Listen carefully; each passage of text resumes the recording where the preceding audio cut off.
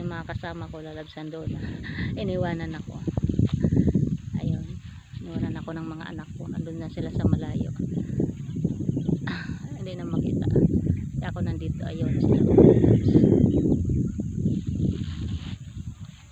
Sana nawala na ako, iniwanan ako.